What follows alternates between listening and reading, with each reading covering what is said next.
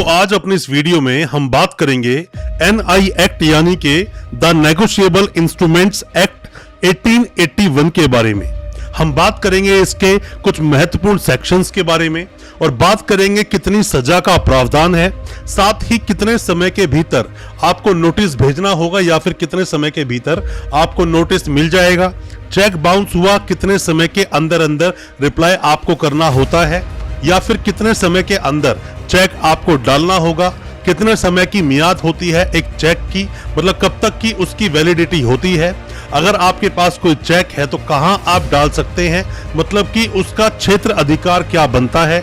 ऐसे कई सारे सवाल जो आपके दिल में हैं, आज सभी उन सवालों के जवाब मैं आपको दूंगा अपने इस वीडियो के माध्यम से। और अगर आप कोई भी चेक बाउंसिंग का केस हार गए हैं तो उस केस में आगे आप क्या करेंगे उसके बारे में भी आपको मैं बताऊंगा। ज्यादा कुछ जानने के लिए द नेगोशिएबल इंस्ट्रूमेंट्स एक्ट 1881 के बारे में दोस्तों बने रहिए हमारे इस वीडियो के साथ। नमस्कार दोस्तों, फिर एक बार स्वागत करता हूं आप सभी का अपने इस यूट्यूब चैनल पर। मेरा नाम है वीरेंद्र।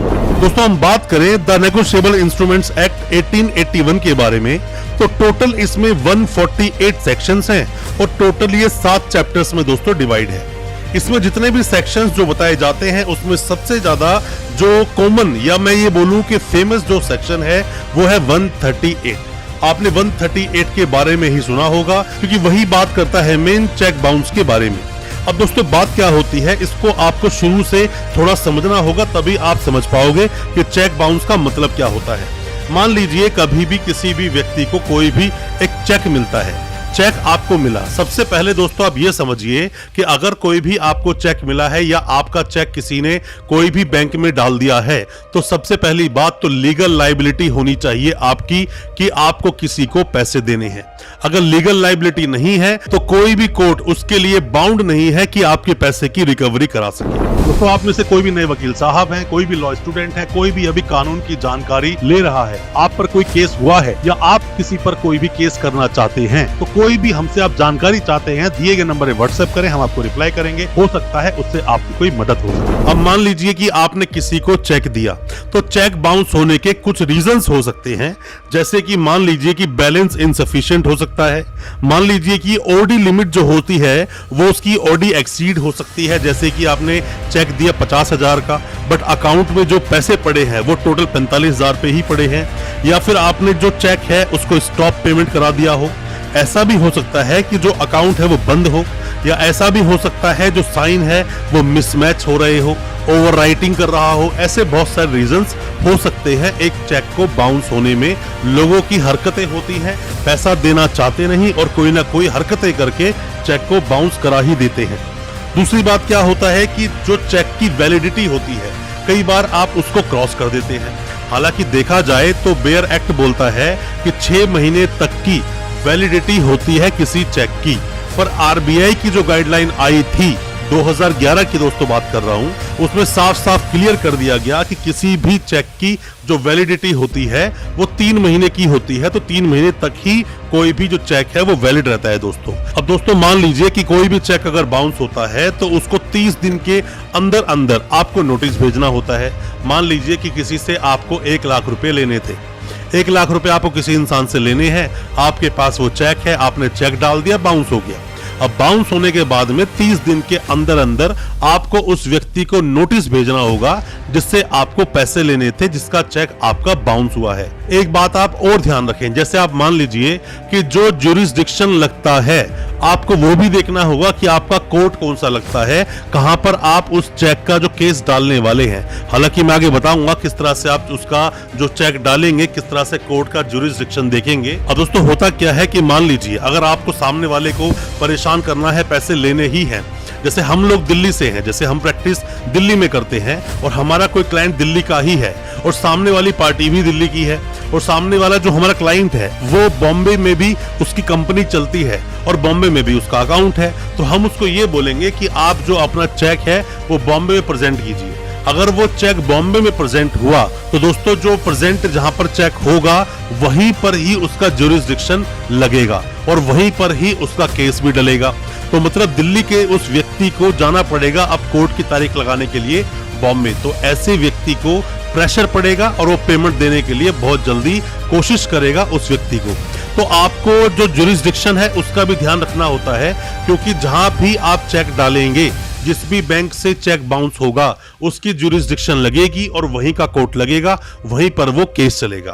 क्योंकि 420 मामला दर्ज होता है ऐसे मामलों में, अगर किसी व्यक्ति ने आपके साथ फ्रॉड किया है, ऐसे मामलों में चीटिंग हुई है आपके साथ, तो आपको ऐसे मामलों में एफआईआर का भी सहारा लेना चाहिए।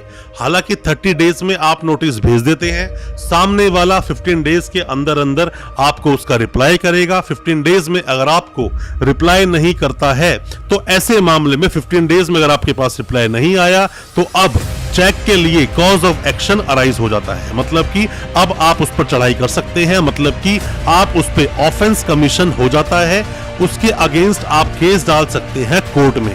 कोर्ट जाएंगे, केस डालेंगे और केस डालने के बाद सामने वाले के लिए एक्शन होगा, उसके पास समन जाएगा, उसे कोर्ट में आना होगा और कोर्ट में आके जवाब देना होगा कि वो पेमेंट आपकी वापस क्यों नहीं दे रहा है। और ऐसी प्रोसीडिंग जब चलेगी दोस्तों, जब भी आप कोई भी नोटिस सामने वाले को भेजते हैं तो आपको कानून के दाग पेचों को ध्यान रखना चाहिए। जैसे हम दिल्ली प्रैक्टिस करते हैं तो दिल्ली में जो प्रैक्टिस चलती है वो प्रैक्टिस सब जजमेंट्स को देखने के साथ चलती है। जजमेंट्स को देखते हुए, साइटेशंस को देखते हुए ही अपना नोटिस तैयार करना चाहिए कि क्या कहा गया है जजमेंट्स में। कहीं ऐसा ना हो कि आपने कोई नोटिस तो बना दिया, क्योंकि बाद में आप जो अपना केस बनाओगे उस केस में नोटिस का भी हवाला देना पड़ता है। ऐसा ना हो कि पूरा तरह से आप अपने नोटिस में कुछ और बात बोल रहे हो, केस में कुछ और बात बोल दो, आपका केस ही उड़ जाएगा दोस्तों। फायदा नहीं उस चीज से। नोटिस को बहुत ही ध्यान से बनाएं ताकि आपके केस पर उसका फर्क ना पड़े। और दोस्तों मान लीजिए कि आप पर कोई भी केस हुआ, फर्जी वो केस था, आप केस हार गए, केस हारने के बाद में आपको सजा मिल गई। 6 महीने सजा हो सकती है, 1 साल की हो सकती है, 2 साल की सजा भी हो सकती है, मैक्सिमम 2 साल की सजा ही होती है। और जो अमाउंट है उसका डबल तक कोर्ट आपको भरने के लिए बोल सकता है और 20% पैसा भरने के लिए पहले बोल सकता है। अपील आप लगा सकते हो, जेल आप जाओगे नहीं। अपील कैसे लगाई जाती है उस पर भी बहुत जल्दी वीडियो लेकर आएंगे, उसमें भी आपको बताएंगे कि आप जेल से कैसे बच सकते हैं, अपील कैसे लगाएंगे अगर चेक बाउंस के मामले में आपको अगर सजा हो गई है। उस पर बहुत जल्दी हम वीडियो लेकर आएंगे और अपील लगाने के मामले आपको जरूर हम बताएंगे।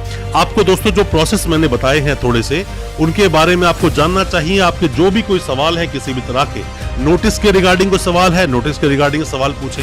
आप चाहते हैं अपील के बारे में, अगर आप केस हार गए हैं या केस सामने वाली पार्टी हार गई है, उसने अपील लगा दी है, कैसे डिफेंस करेंगे उसको, उसके बारे में सवाल जानना चाहते हैं तो आप सवाल पूछें।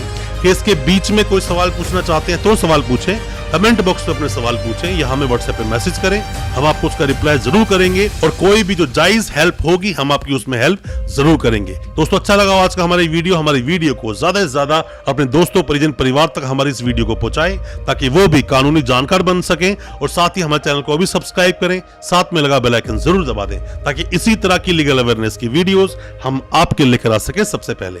बहुत बहुत शुक्रिया दोस्तों, धन्यवाद हमारे इस वीडियो के साथ बने रहने के लिए।